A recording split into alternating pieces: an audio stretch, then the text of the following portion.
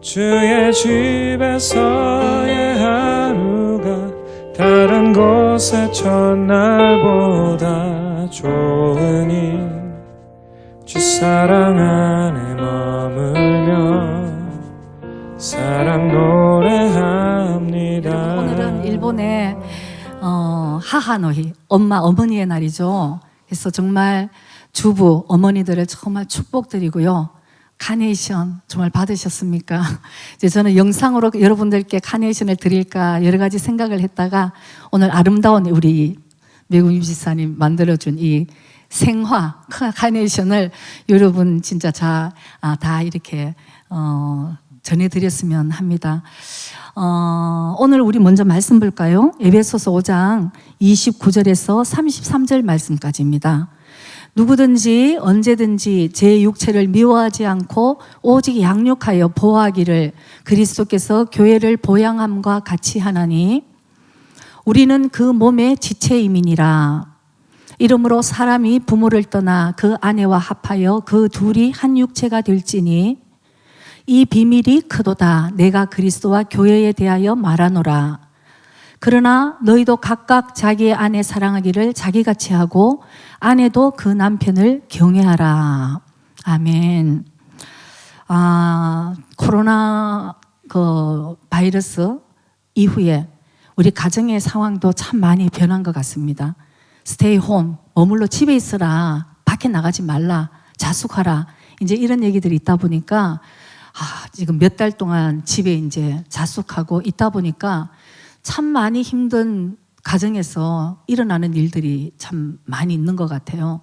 그래서 골든 위크가 아니고 이제 가만 위크, 참아야 된다. 이 골든이 아니다 이런 얘기를 하고, 저도 이제 주부로 돌아가서 가정 생활을 하는데, 야, 이 주부들이 참 힘들겠다 이런 생각을 했습니다.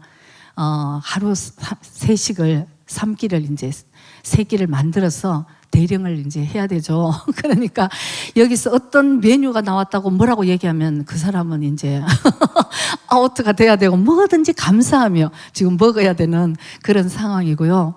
그리고 이제 일들도 남편들이 일이 텔레워크 그래서 집에서 이제 일을 하게 되잖아요. 아내들이 와 정말 우리 남편과 내가 이렇게 오랫동안 있으니까 너무너무 행복해. 이런 아내가 있습니까?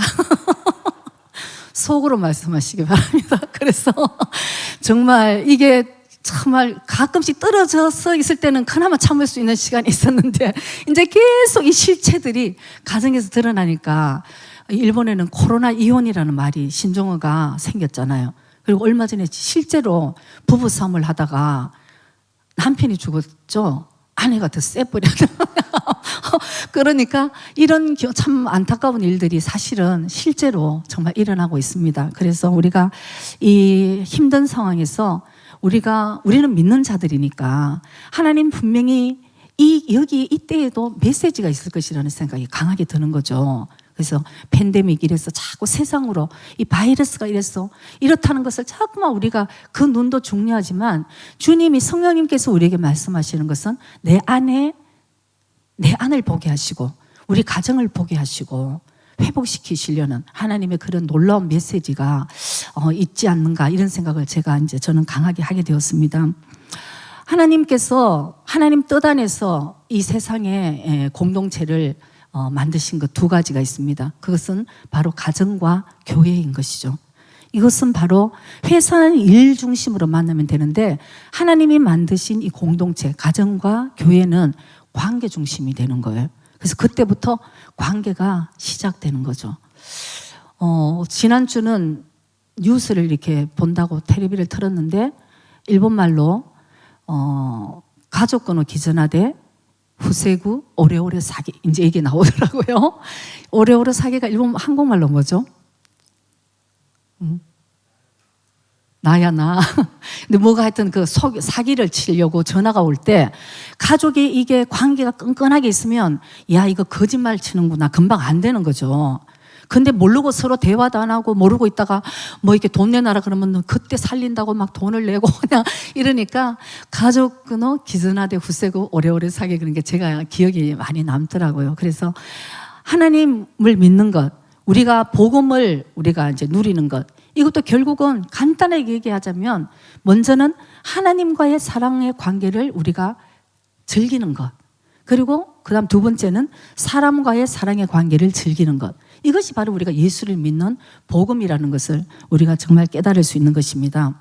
그래서 이 마지막 때에 마귀는 자기의 때가 이제 얼마 남지 않은 것을 알기 때문에 계속 필사적으로 방해를 하는 것이 무엇이냐면 관계를 깨뜨리는 것이에요.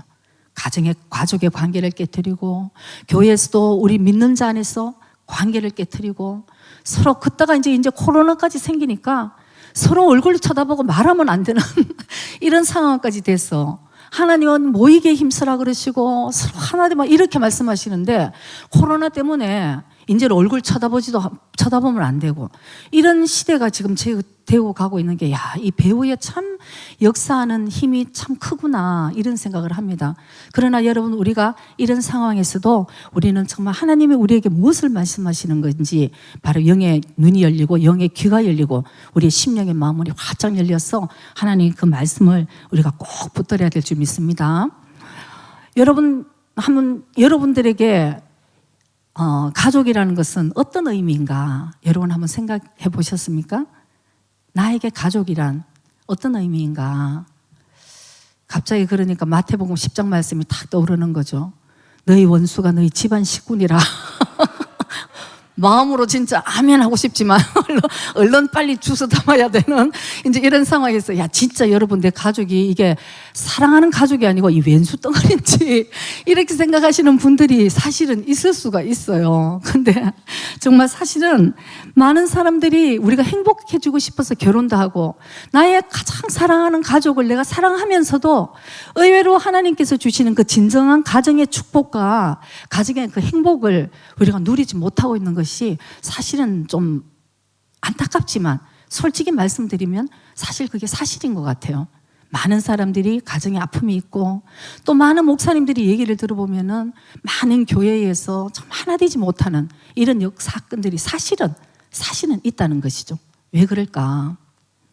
어떤 독신 자매가 자기 가장 친한 친구가 결혼을 했는데 너무 행복해 보였다는 거죠. 그래서 어느 날 물어봤습니다.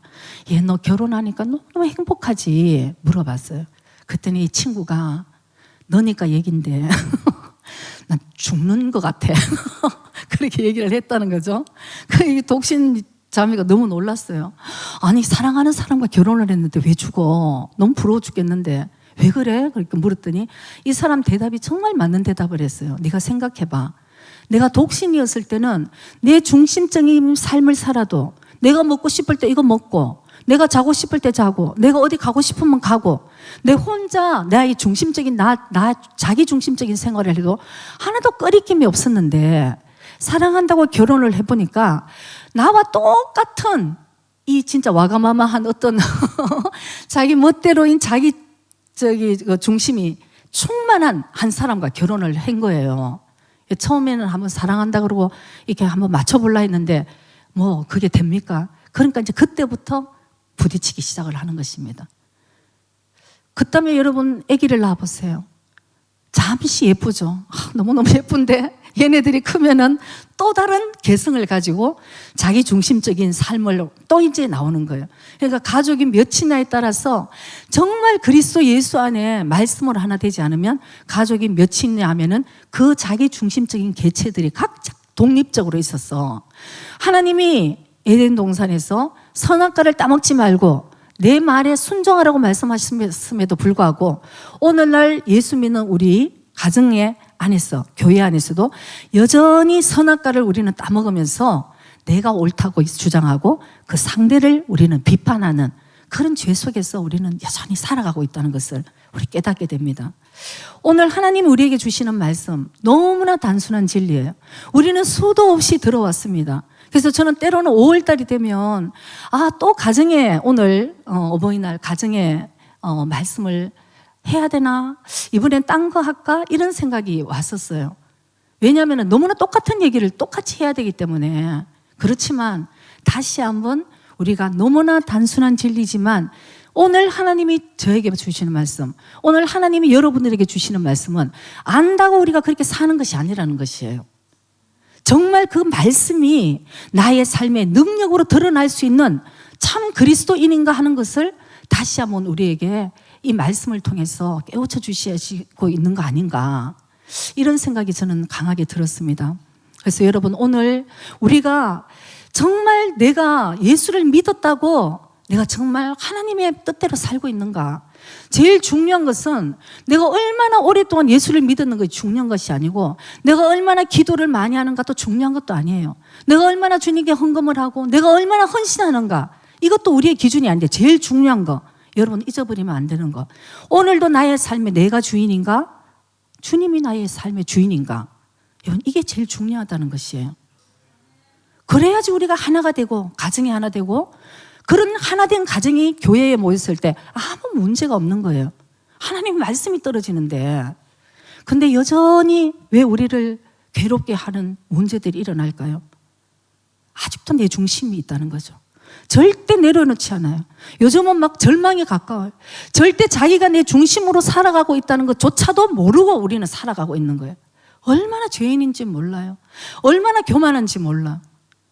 이거를 하나님은 우리에게 계속적으로 깨트리시기를 원하신다는 것을, 이제는 우리가 아는 것에 그치는 것이 아니고 이 말씀이 나를 완전히 회개로 인도하시고, 나를 변화로 인도하시고, 나를 통해서 우리 가정에 회복이 일어나게 하시고, 나를 통해서 우리 교회가 회복될 수 있는 경지까지 하나님이 우리를 인도하신다는 것을 우리가 철저하게 깨닫기를 원하신다는 것을 여러분 꼭 기억하시기 바랍니다. 그래서 오직 내 중심에서 예수 중심으로 돌아가야 된다는 것을 여러분 우리 꼭 기억하시기 바랍니다. 그래서 우리가 제일 중요한 것은 머리로는 알지만 실제로 우리의 삶에 그 말씀이 살아서 역사하고 있는가, 이것이 우리에게 제일 중요하다는 것입니다. 예레미야서 22장 21절에 보면 바로 이런 얘기가 있습니다. 예레미야서 22장 21절에 내가 평안할 때에 왕에게 내가 평안할 때 예레미야가 너에게 말하였지만, 하나님의 말씀을 너에게 전했다는 거죠. 그러니까 네가 말이 나는 듣지 아니하리라 그런다는 거죠. 이게 중요합니다. 네가 어려서부터 내 목소리를 청종치 아니함이 너의 습관이 되었다는 거예요. 저는 이 말씀을 들을 때마다 참 무서운 거 있죠. 우리가 어릴 때부터 내 습관대로 살았어요. 내가 옳은 줄 알고 살았습니다. 예수를 믿었습니다. 그럼 예수를 믿으면 우리가 바뀌어야 되거든요. 하나님의 중심으로. 근데 여전히 저와 여러분 안에 때로는 우리가 깨닫지도 못하는 부분이, 내 습관대로 살아가고 있는 부분들이 너무너무 많다는 것을 깨닫게 되는 거예요. 저는 이 어렸을 때의 습관이라는 게 너무너무 중요하다고 생각합니다. 먼저 우리가 습관이 바뀌어져야, 결단을 해야 돼. 나 오늘부터 진짜 주님 말씀대로 살 거야. 일단 결단을 하고 나면 습관을 바꿔가야 되는 거예요. 습관을 바꿔가고, 습관을 바꿔가다 보면은 이제 태도가 슬슬 변하게 되는 거예요. 태도가 바뀌어지면, 그 다음에 태도가 바뀌어지면 그 사람의 성품도 바뀌어지고, 그 다음에 그 사람의 인격이 바뀌어지고, 그 다음에 그 사람의 인생이 변화된다는 것을 우리가 알 수 있는 거예요. 그러니까 우리가 이 습관, 하나님의 말씀 가운데 내가 변화되는 습관, 내가 진짜 나의 중심적인 생활을 이제 내려놓고, 내가 이해가 되지 않지만 하나님이 이렇게 말씀하시면 난 그 말씀 붙들고 한번 삶에 보이겠다. 이거 여러분, 습관이라는 것은 내가 하고 싶은 대로, 지금까지 해왔던 대로 내가 의식하지 않고 자연적으로 내가 반응하는 것이 바로 습관입니다. 그러니까 하나님의 말씀을 우리가 예수 믿었다고 가만히 있으면은 원래 내 옛날 성품으로 우리가 반응하게 되기가 참 많다는 것이죠. 그러나 우리가 건강한 교회를 만들고 건강한 가정을 만들고, 또 내가 죄와 싸우고 죄를 버리고 내가 화평케 하는 자가 되기 위해서는 사실은 나를 낮추고 막 그 안에서 주님의 도우심을 받아서 우리는 사실 변하려고 몸부림쳐야 되는 거예요. 왜냐하면 말씀 보세요, 여러분. 히브리서 12장 4절 보면은 너희가 죄와 싸우되 아직 피 흘리기까지는 대항치 않았다. 이게 무엇입니까? 너희들이 죄 죄를 피 흘리기까지 하면 대항을 해야지 그나마 죄와 끊고 싸우고 승리하고 그렇게 될 텐데, 많은 사람들이 나는 알고 있어. 그거 나 약점인지 알고 있어. 내 성격이 그래. 근데 나 노력하는데 안 되는 걸 어떡해. 이러면서 내 습관대로 반응하고 살아간다는 거죠. 어떻습니까? 하나님 말씀은 화평케 하는 자가 하나님의 아들이라 칭함을 받는다고 봅니다. 우리가 예수 믿었다고 여러분 가만히 있는다고 화평케 되나요? 절대 아니에요. 악한 원수 사탄 마귀는 우리를 죽이고 훔치고 멸망시키려고 하는 영의 그 전쟁 속에서 우리는 어떻습니까? 필사적으로 화평케 하려고 하는 자가 되어야 된다는 것입니다. 이건 저절로 이루어지는 것이 아니에요. 우리의 가정도 여러분 가만 놔뒀다고 우리가 사랑하는 가족이라고 처음에 태어났다고 가만히 있으면 그 가정이 아름다워질까요? 절대 아니에요. 가정은 화단과 똑같아서 물을 주고 비료를 주고 때로는 그 잡초를 뽑아내주고 이렇게 해서 우리가 아름답게 가정을 이루어 나간다는 것을 우리가 정말 기억해야 되는 것입니다. 그래서 하나님은 우리에게 주시는 말씀은 디모데후서 3장 16절 17절 말씀에 이렇게 있습니다. 성경은 영감으로 됐는데 어려서부터 성경을 알았나니 모든 성경은 하나님의 감동으로 된 것으로 어떻습니까? 말씀이 우리를 교훈하시고 책망하시고 바르게 함과 의로 교육하기에 유익하다. 어떻게 그렇게 교육해서 어떻게 됩니까? 이 17절에 보면은 이는 하나님의 사람으로 온전케 하며 모든 선한 일을 행하기에 온전케 하려 합니다. 내 중심적인 삶으로 여러분 행했습니다. 그게 어떤 영향력을 끼칠까요? 우리가 정말 예수님을 닮은 사람으로 예수님의 그 온전하심이 나의 온전함이 됐을 때 우리는 가정에나 교회에나 또 세상에 나갔을 때도 빛과 소금의 역할을 감당하지. 내 마음대로 살면서 내 습관대로 살면서 난 예수 믿어 이렇게 살면 여러분 예수님 욕먹이는 거예요. 솔직한 얘기로. 그러니까 우리가 오늘 한번 나를 점검해 봐야 되는 것은 나는 과연 하나님의 말씀이 나를 인도하고 있는가? 때로는 너무 싫어요. 너무 힘들어요. 그렇지만 하나님의 말씀이 나를 인도하고 있는가? 야, 그게 힘드니까 오늘은 내가 편한 그대로, 편한 그대로 이렇게 내가 지금 반응하고 있는 건가? 여러분, 우리가 진짜 참 그리스도인은 나를 죽이고 내 속에 살아계신 예수님을 위해서 우리가 살아가야 된다는 것을 우리가 꼭 기억해야 될 줄 믿습니다. 그래서 우리에게 징계하시고 우리를 새롭게 하시고 우리를 하나님이 가르쳐 주시고 이런 것이 얼마나 감사한지 몰라요. 그러니까 성경에 사랑하는 자를 징계하신다잖아요. 사랑하는 자를 징계하신다. 그 다음에 하나님이 가장 무서운 심판은 뭘까요? 지 생각대로 살게 가만 놔두는 거예요. 로마서 1장 28절 보면 무섭잖아요. 얘기해도 해도 안 될 때는 그래요. 네 생각대로 살아. 그러나 우리는 제일 끔찍한 것은 항상 우리에게 그날에 심판이 있다는 것. 선으로 행한 자는 선으로 우리가 갚아주시고 악을 행한 자는 악으로 갚아주시는 하나님의 그 공의가 결국은 오늘 하루의 이 순간순간 내가 선택해서 사는 삶의 결과를 우리는 언젠가는 내 삶에 다 거둬들이게 된다는 것을 여러분 우리가 꼭 기억해야 될 줄 믿습니다. 그래서 정말 우리가 자녀들도 참 양육을 해야 되겠죠. 그리고는 양육하면서 애들을 키우는 것도 얼마 안 돼요. 애길 때 겨우 말하지. 이제는 어떻게 되냐면은 나의 삶이 자녀들에게 말을 하는 거예요. 그래서 일본 말로도 오야노 세나카 고도모와 오야노 세나카 밑에 쏟았죠. 부모를 보고 그대로 따라가는 거예요. 참 여러분 저는 정말 이 가족이라는 것이 좋은 의미에서도 나쁜 의미에서도 다 흘러간다는 것을 여러분들도 아마 알 거예요. 그래서 부모가 정말 신앙생활 정말 잘해야 되겠다는 것은 이건 우리 부모에게 하나님이 주시는 책임인 것 같아요. 지니와 사카라이나 피는 못 속인다 그런 얘기 있잖아요. 부모의 태도를 그대로 담고 나중에 부모의 얼굴 표정도 담고 식습관도 담고 나중에 병까지도 흘려보내는 것이 부모라는 거예요. 그래서 우리 부모의 이 책임과 역할이 너무너무 중요하다는 것을 저는 깨닫게 됩니다. 부모는 내 사랑하는 자녀에게 다 나쁘게 가르치고 싶지 않을 거예요. 얘들이 행복하고 축복받는 그런 삶을 우리 부모는 다 원합니다. 근데 중요한 것은 이 영적인 흐름이라는 것은 부모가 가지고 있는 것이 말로 나가는 것이 아니고 영으로 흘러간다는 것이에요. 너무 놀라운 거예요, 이거는.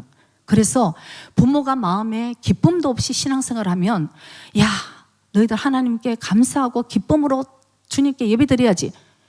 그 말이 흘러갈까요? 그 부모의 영이 흘러갈까요? 엄마가 기뻐하지 않고 부모가 기뻐하지 않는 신앙생활을 자녀들도 그대로 따라 배운다는 거죠. 부모가 상처가 이빨 있어.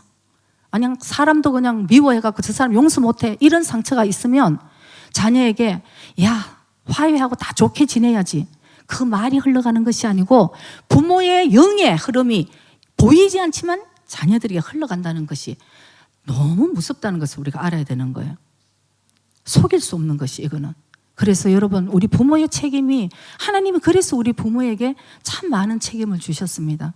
그래서 우리가 자녀들이 부모의 그 믿음을 보고 아, 참 믿음인지 말은 안 해도 애들이 다 안다는 거예요. 그러면서 부모가 바른 소리를 한다고 하는데 안 듣는다. 많은 부모들 그러죠. 아이고 이제 크니까 막 말을 안 들었어. 아무리 바른 소리를 해도 안 듣는데 거기는 원인이 있어요. 바른 소리도 듣기 싫은 부모의 관계, 부모와의 관계가 바른 소리까지도 듣기 싫도록 우리 부모가 어딘가는 사실은 잘못했다는 것이 있다는 것이에요. 저도 자녀를 키우면서 참 많이 깨닫고 그런 부분들이 참 많이 있습니다. 그래서 어느 날 이게 뭐 갑자기 생각나는 건데 저도 제 나름대로 내 자녀들을 정말 기도하고 사랑하고 잘 되기를 원하고 그렇게 이제 기도하면서 켰어요. 저는 하나님의 오늘도 내 마음을 아시고 거짓이 없음을 제가 바로 말씀드리고 싶은 것은 저는 이 땅에 우리 자녀가 정말 출세하고 성공해야 된다고 생각하는 사람이었어요. 그러나 그것보다 더 중요한 것은 하나님과의 관계에서 하나님을 떠나는 너무나 많은 아이들이 하나님을 떠나버리니까 제가 하나님 절대 하나님을 떠나는 아이가 되면 저는 그거 하나는 하나님이 꼭 붙들어 달라고 그 외의 거는 하나님이 덤으로 주시면 감사한 거고 어떤 일이 있어도 하나님과의 관계에서 떨어지는 아이가 되면 안 된다. 그렇게 제 마음에 소원하면서 키우면서 아마 초등학생 때였을 거예요. 제가 막 그냥 이 목회 일로 너무 힘들고 스트레스가 그때 있었을 때에 집에 가서 막 밥을 저녁을 짓는데 우리 딸이 그러는 거예요. 그 제가 뭐라고 얘기를 했나 봐요. 부모가 그렇다는 거지. 부모가 그래요. 제가 왜 목회에서 힘들었던 것을 내 가정의 자녀한테 그거를 흘려보내고 싶겠어요. 절대 저는 그런 일은 하고 싶지 않았어요. 왜냐하면 이 자녀들이 하나님과의 관계에서 문제가 생기면 안 되니까 절대 저는 철저하게 교회에서 내가 힘들었던 일은 가정에 내가 흘려보내지 않아야지 이렇게 어릴 때 이제 이렇게 생각을 하는데 집에 가서 제가 저녁을 준비하는데 딸이 그때 부엌에서 이런 얘기를 했어요. 근데 엄마 왜 나한테 화를 내고 있어? 근데 이제 그때 깨달아야 되는데 얘가 무슨 소리를 하는 거야? 엄마가 무슨 화를 냈다고 그래? 이제 또 이러는 거죠. 그때는 이제 딸이 그때 울었어요. 엄마 지금 화내고 있잖아. 무슨 소리를 하는 거야? 이제 이렇게 기억이 나는지 모르겠네, 딸은. 그때 저한테 제가 곰곰이 생각하면서 아, 이게 나의 모습이구나. 여러분들도 아마 이해도 생각지도 못하는 우리의 모습들이 있을 거예요. 그 외에도 많아요. 솔직하게 얘기해라. 이렇게 하니까 어느 날 울면서 얘기를 하는데 어머 그런 일이 있었구나. 나는 기억도 안 나는 일인데. 여러분 우리 부모가 이렇다니까요. 그러니까 이제 옛날에는 어머니 날 이러면서 나 실제 괴로움 이러면 어머니 그러면 막 눈물이 줄줄 나잖아요. 요새 애들은 어머니 그러면은 어머니가 나한테 해준 게 뭐 있는데 이제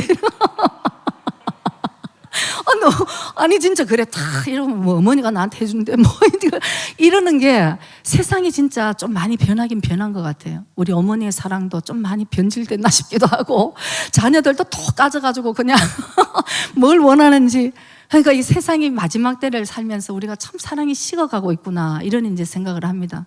그래서 제가 오늘 왜 이런 얘기를 하냐 하면은, 우리 부모는 내가 그렇게 사랑하는 자녀에게도 좋은 것을 남겨주고 축복을 해주기를 원하면서도 내가 성숙하지 못하면 이 나의 미숙한 찌꺼기들이 다 흘러가는 거죠.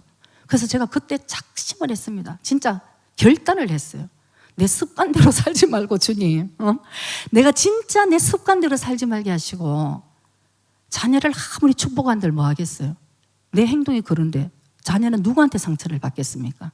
그래서 우리가 부모도 정말 우리 자녀에게 다시 한번 진짜 솔직해져야 되고, 폼 잡는다고 자녀들이 모르는 거 아니에요.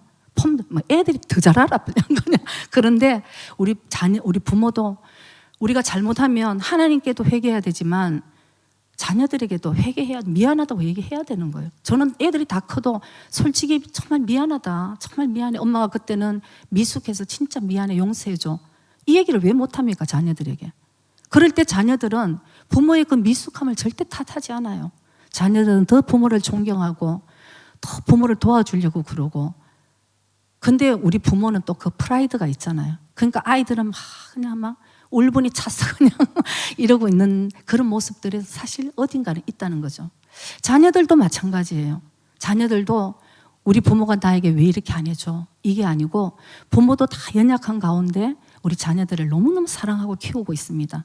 부모의 부족한 점이 보이더라도 사실은 하나님 안에서 더 부모에게 공경하고 부모의 말씀에 순종해 나가면 언젠가는, 이 과정이잖아요, 우리가 아름다운 가정을 주님께서 만들어 주실 줄 믿고, 자녀들도 이제 주님과 하나가 돼야 되는 거예요.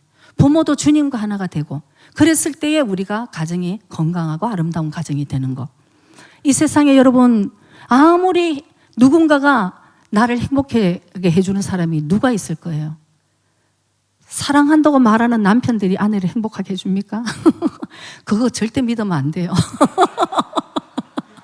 그거 믿고 결혼했다가는 막 그냥 예수님만이 나를 행복하게 해주고, 내 마음에 예수님이 찼을 때에 우리는 솔직히 어떤 남자 만나도 행복한 거예요.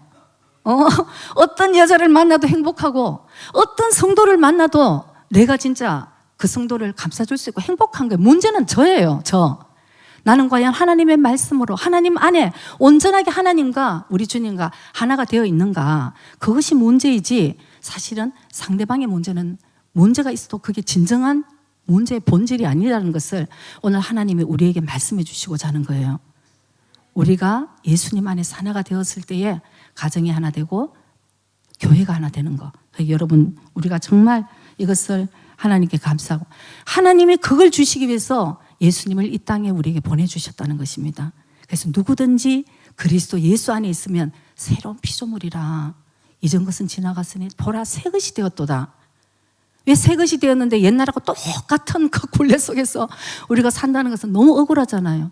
예수님 왜 오셨습니까? 그래서 저도 어느 날 결심을 했어요. 하나님이 저한테 주시는 거, 저는 지금 제가 이런 얘기를 하지만 저 역시도 참 힘들게 여기 왔어요. 이해가 안 되는 일들이 너무나 많고, 정말 오늘도 당장 놓아버리고 싶은 일들이 너무나 많았고, 그렇지만 그때마다 하나님이 힘 주실 때, 하나님이 저를 통해서 하나님이 살아계시고, 이렇게 우리가 살아서 승리하고 이렇게 해서 우리가 축복을 받는다는 것을, 여러분, 저는 그렇게 생각해서, 목회하는 내가 그것을 경험하지 않는다면 제가 성도들에게 어떻게 이 얘기를 할 수 있는가? 거짓말장이 아니겠어요? 사꾼 목자가 아니겠습니까? 그래서 제 삶에 내가 내 자녀에게도 그렇고 정말 성도들에게 그렇고 부족하지만 나는 진실되게, 정말 부족한 건 부족한 거고, 그러니까 진짜 정말 이런 모습들이 주님 안에서 회복이 되더라고요. 주님 안에 들어가니까 내 부족함을 그대로 자신 있게 미안하다고 얘기할 수 있는, 그건 옛날에 인간적일 텐데 프라이드가, 내가 자녀에게 어떻게 내가 부모가 그냥 미안하다고 얘기를 해, 내가 뭐가 그냥 부족하다고 성도들한테 얘기할 수 있어. 그게 아니더라고요. 정말 미안하고 고맙고 정말 잘못된 부분도 많았고, 그러면서 하여튼 참 저도 성장해 가고 또 이제 자녀도 성장해 가고 성도들이 성장해 가는 그런 일들이 하나님 우리에게 주시고자 한다, 이런 생각이 많이 들었습니다. 그래서 항상 우리가 옳은 소리를 한다고 우리 자녀들이 나에게 듣는 것이, 내 말을 듣는 것이 아니고 내가 먼저 하나님의 말씀 가운데 바로 서야 된다. 이것을 여러분 우리가 꼭 기억하셔야 되고, 내가 내 잘못을 인정을 하고 이럴 때 여러분 우리가 누구 탓을 할 수 있겠습니까? 내가 죄인인 거예요. 그래서 예수님께서 울면서 따라오는 이스라엘 여인들에게 나를 위해서 울지 말고 너와 너희 자녀들을 위해서 울어라.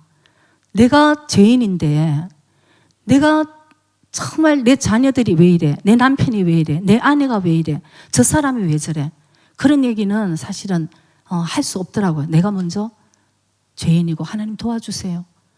그리고 저 사람을 용서하지 못하는 내 마음도 용서해 주세요. 저 사람을 사랑하지 못하는 내 마음도 주님의 사랑으로 채워주세요. 뭐 이렇게 기도를 하고 가는 것이잖아요. 여러분들은 아십니까? 저는 한 20년 정도 됐나 봐요. 한국의 그 유명한 과학자 정근모 박사님이 계셨어요. 세계적으로 유명하신 분이에요. 원자력 그쪽에서 정말 한국에서도 유명하시고 세계적으로도 유명하신 정근모 박사님의 그 책이 그 당시 제가 읽으면서 책 제목이 나는 위대한 과학자이기보다 신실한 크리스찬이고 싶다 하는 그 제목이었어요. 그래서 제가 참 감명 깊게 이제 읽으면서 그 중에 한 대목이 오래됐지만 이 말씀이 정말 맞다 싶어서 제가 아직도 기억하는 것이 있습니다. 그 박사님이, 정건모 박사님이 얼마나 그 훌륭하신 분이세요. 얼마나 똑똑하신 분인데 사실은 제 생각엔 둘째 아들인지 잘 모르겠는데 아들이 태어났을 때에 다운 증후군으로 아들이 태어났대요. 그러니까 이 프라이드가 이 칼 같은 참 이 과학자가 먼저 이제 일단 상처를 받았겠죠. 그러나 또 자식이니까 너무 사랑하고 애처로운 마음에 이제 키우면서 계속 아팠던 거예요. 이 자녀가. 그래서 계속 병원에 입원해 있으면서 치료를 해도 어렵고 뭐 이런 과정을 거치면서 어느 날 점점 지쳐가기 시작하면서 어느 날 울면서 기도를 했대요. 하나님, 저에게 왜 이런 어려운 십자가를 주셨습니까? 왜 저에게 이런 십자가를 주셨는가? 울면서 기도를 하니 얼마나 힘들었겠습니까? 시큰 기도하고 나니까 성령님의 음성이 들렸어요. 야 아들아, 잘 들어라. 네가 저 아들을 십자가를 지고 가는 것이 아니고 너의 그 교만과 너의 그 잘못된 것과 너의 그 아집과 고집과 자아를 깨트리기 위해서 너를 위해서 저 아들이 십자가를 지고 왔다. 십자가를 지고 간다는 얘기를 성령님이 하시더래요. 여러분 정말 그렇지 않습니까? 정말 저는 그때 이게 정말 맞다고 싶었어요. 우리 부모에게 왜 힘든 자녀들이 있습니까? 왜 우리에게 말 안 듣는 남편이 있습니까? 왜 우리에게 정말 아내가 저렇게 힘들게 합니까? 왜 우리 부모는 왜 저렇습니까? 분명히 하나님 그 안에서는 저는 뜻이 있을 것 같아요. 특별히 우리 부모에게는 자녀에 대해서는 저는 부모는 달라야 된다고 생각을 해요. 저는 부모는 부모라고 생각을 합니다. 저는 엄마는 엄마여야 되고 자녀가 아무리 힘들고 정말 어떻게 무엇을 하더라도 결국은 엄마는 엄마고 부모는 부모여야 되잖아요. 끝까지 주님의 그 기다리시는 그 사랑 가운데 저는 분명히 그 주님이 우리를 더 잘 아시니까 주님이 우리의 부모잖아요. 우리가 말 안 듣고 있을 때 주님의 그 마음이 아프듯이 우리가 정말 자녀를 위해서 기도하고 정말 여러 가지 힘든 가운데서 기도할 때에 주의 음성은 분명히 우리를 향해서 말씀하고 계시지 않는가. 정말 여러분 우리가 이 관점, 영적인 것, 우리 그냥 눈에 보이는 것, 우리가 느끼는 것으로 얘기하는 것이 아니고 정말 성령님께서 우리 영의 말씀으로 우리에게 말씀해 주시는 그 음성을 우리가 들어야지만 우리가 진정으로 바른 믿음 생활과 승리하는 믿음 생활이 된다는 것. 그리고 우리를 통해서 많은 회복이 일어나고 많은 구원의 역사들이 일어난다는 것을 우리가 정말 깨달아야 될 줄 믿습니다. 그래서 여러분 깨달아야 될 것은 우리 가족의 문제, 우리 자녀의 문제는 결국은 나의 문제라는 것을 깨달아야 되는 거예요. 결국 예수님께서 하나라고 말씀을 해주셨습니다. 그래서 나의 문제다. 그리고 하나님은 아직도 내가 깨닫지 못하고 아직도 내가 깨지지 못한 부분에서 결국은 우리 자녀들, 우리 가족을 통해서 철저하게 내가 주인된 삶을 깨트리시길 원하신다는 것을 알아야 되는 거예요. 내 중심된 삶을 하나님이 깨뜨리시기 위해서는 아직도 우리에게 풀리지 않는 숙제들을 하나님이 우리에게 두신다고 생각하면 참 더 깨져야 될 부분이 우리에게 있고 더 교만한 우리의 부분이 깨져야 될 부분이 참 더 많지 않는가, 저는 이제 그런 생각을 합니다. 지난주는 저에게 참 은혜의 시간이기도 하고 회개의 시간이기도 하고 참 여러 가지 생각이 깊은 그런 한 주였습니다. 물론 제가 이제 작년에도 이 얘기는 알고 있었지만 지난주에 여러분들도 아시는 분은 아실 거예요. 한국의 그 다큐멘터리 영화가 나왔는데 교회 오빠 이관희 집사님이라는 그 다큐를 저는 사실 알고 참 그때도 은혜를 받았는데 왜인지 지난주는 글로 하나님이 저를 인도를 하셔서 계속 그 스토리를 묵상을 하고 그 주위 사람들의 얘기를 들으면서 참 많은 회개하는 시간을 가졌어요. 정말 많이 울었어요. 그건 이제 뭐냐면은 그 이제 다큐멘터리는 가족이 과연 무엇인가, 그리고 믿음이 과연 무엇인가, 또 우리 사랑의 공동체는 무엇인가, 이것을 참 자기를 둘러보고 회개할 수 있는 그런 이제 다큐멘터리인데 막 가정의 결국은 회복이 되는, 그리고 하나님과의 믿음이 회복되는 그런 이제 다큐멘터리입니다. 보통 우리가 한국에서는 교회 오빠 그러면은 굉장히 신앙이 모범적이고 잘생기고 되게 상냥하고 거기다가 공부도 잘하는 완벽한 교회 생활하는 청년들을 보통 교회 오빠라고 얘기를 하는데 이분이 이제 교회 오빠 이관희 집사님이었어요. 먼저 말씀을 드리는 것은 이분은 1년 반 전에 이미 40세의 나이로 하나님 품에 이제 갔습니다. 근데 그 이제 과정을 이렇게 제가 이제 보면서 참 제 자신이 너무 부끄러워졌고 내가 얼마나 교만한지, 그러면서도 하나님을 위해서 산다고 그러지만 내 안에 얼마나 이 하나님의 영광 가운데 살지 못했던지 하는 것을 이제 저 역시도 이제 깨닫게 해주는 영화였어요. 그분이 나중에 울면서 그 얘기를 계속 하더라고요. 아마 이 일이 없었으면 자기는 꽤나 신앙생활이 좋은 사람으로 자기는 착각하고 살았을 것이라고. 너무 교만한 인간이었다. 근데 어떤 일이 있었냐면 이분은 명문대학을 나와서 연구원 생활을 했어요. 근데 아내는 피아노를 전공한 그런 이제 아내와 아름답게 결혼을 했으니까 참 선남선녀 참 아름다운 부부가 되었죠. 그래서 딸 하나를 낳았습니다. 그 행복하게 사는데 이 아내가 조리원에서 나오는 그날 이 남편이 대장암 4기 선고를 받는 거예요. 그러고는 조금 지나다가 아기가 한 100일 정도 됐을 때 아내 몸도 좀 이상해서 병원을 갔는데 혈액암 4기 진단을 받는 거예요. 진짜 그러다 보니까 이 이제 어머니가 이 고난에 너무너무 감당이 안 돼서 너무 안타깝지만은 사실 스스로 목숨을 끊고 말았던 거죠. 저는 참 이번에 이걸 생각을 하면서 내가 만약 이 주인공 이관희 집사님이었다면, 내가 만약 아내라면, 내가 만약 어머니였다면, 내가 지금 유치원을 금방 들어간 이 딸이면 참 여러 각도로 제가 생각을 하면서 근데 이제 참 이분이 이 상황 가운데서도 이제 욥과 같은 사람이라는 얘기를 계속 듣는 거예요. 한 번도 원망 불평하지 않고 나에게 일어나는 모든 일들은 하나님의 선하신 뜻 안에서 일어난다. 그리고 이런 고난과 시련도 너무너무 힘들지만 주님의 십자가를 생각하면 우리는 다 플러스 인생이고 너무 감사한 인생이다.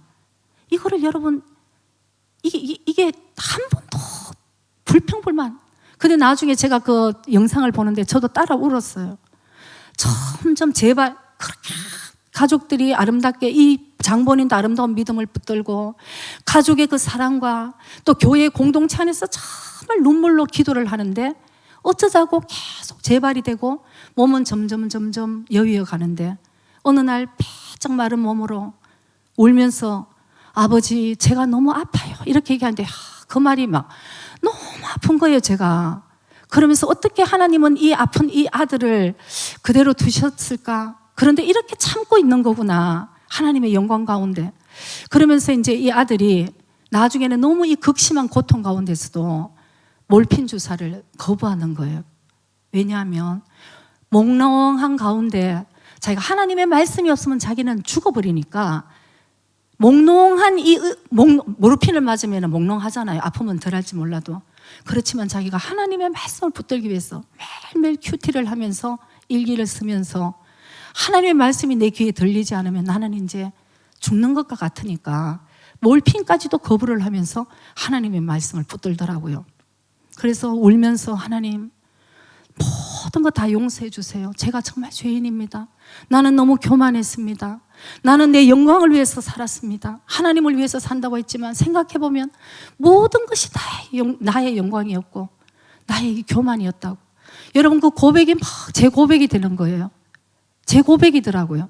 여러분 한번 생각해 보시기 바랍니다.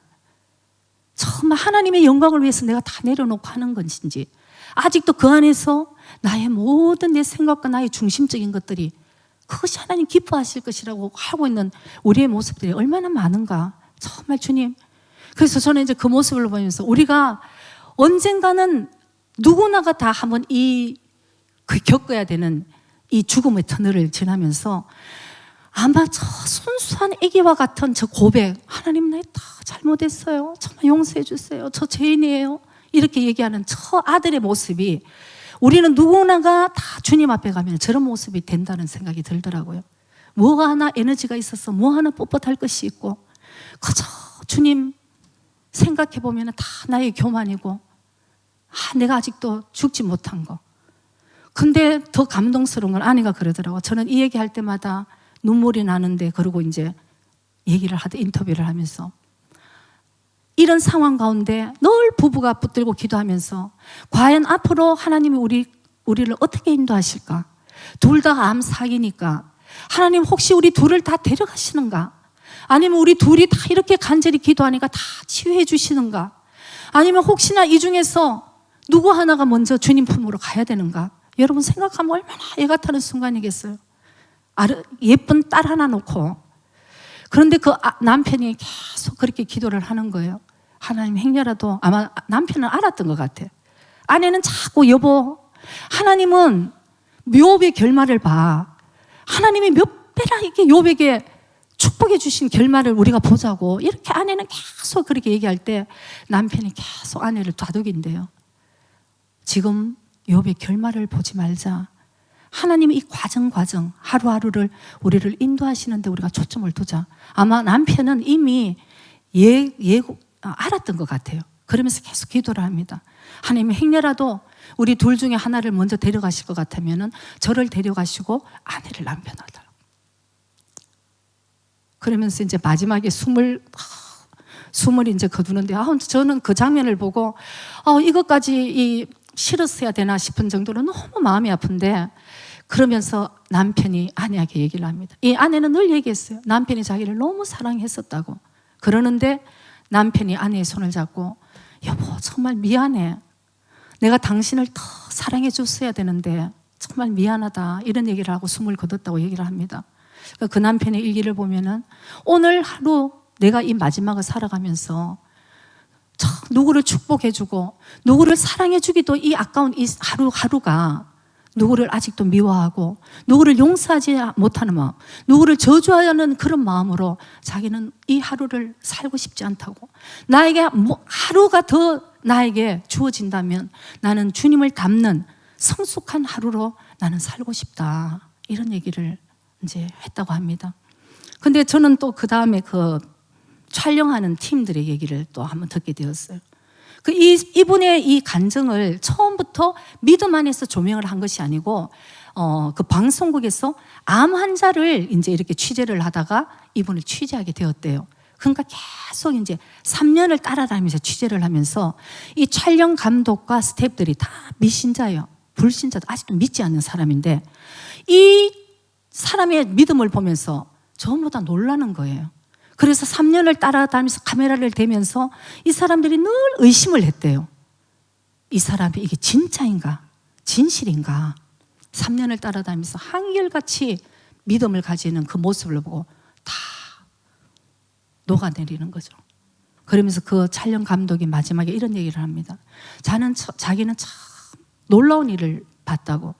자기 주위에 믿지 않은 사람이 숨을 거둘 때에 그 두려움 때문에, 이 보이지 않는 어두움에, 이 죽음의 그 세계에 그 두려움 때문에 막 소리를 지르고 비명을 지르고, 어떤 사람은 기절을 할 것 같이 그러고 죽는 모습을 봤는데, 어떻게 이 믿음을 가진 이분의 마지막은 어떻게 이렇게 마지막이 이럴까?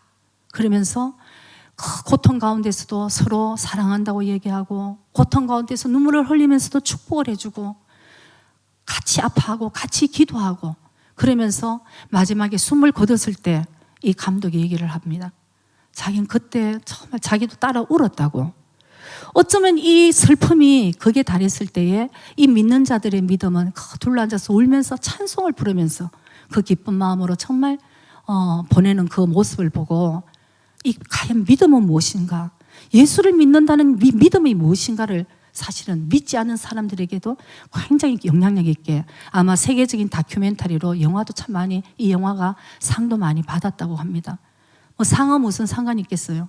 이분이 마지막에 울면서 혹시나 나의 이 삶이 마지막에 끝까지 치유되어서 하나님께 영광 돌리는 삶이 아니고 결국은 죽어가면서 나의 삶이 그래도 한 사람의 이 고난 가운데서도 주님께 영광 돌리는 삶이라면 자기는 진짜 마지막 사명을 한 것 같다고 그렇게 울었다고 합니다.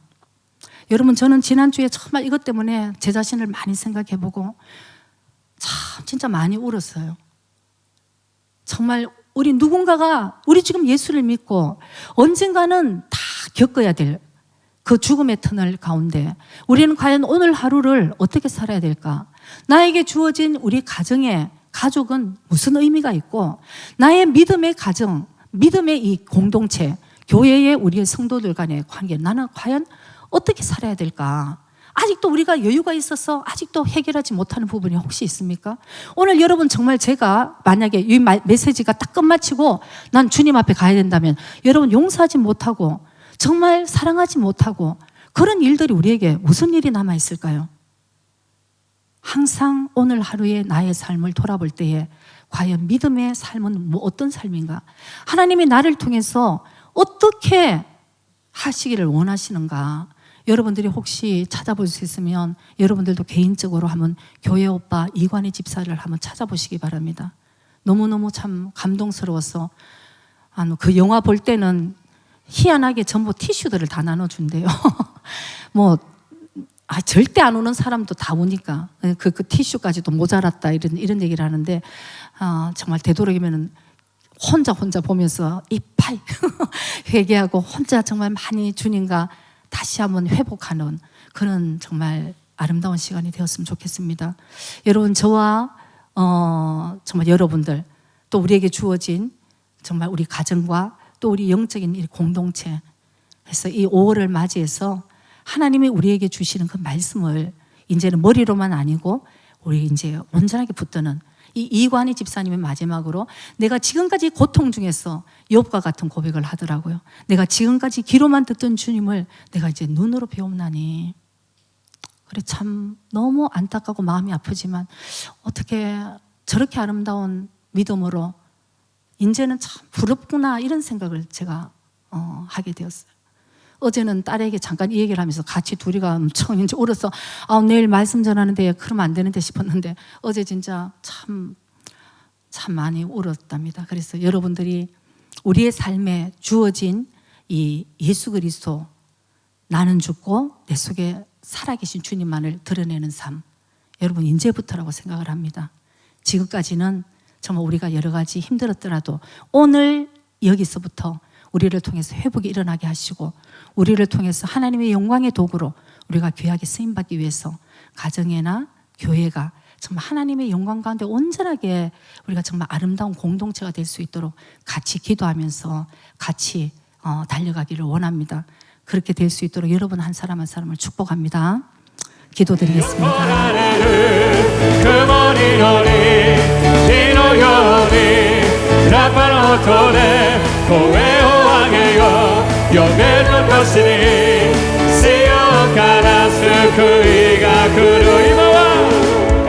今はエゼキエルの日、乾いた骨が生き 나와 시 몸에 답이 되는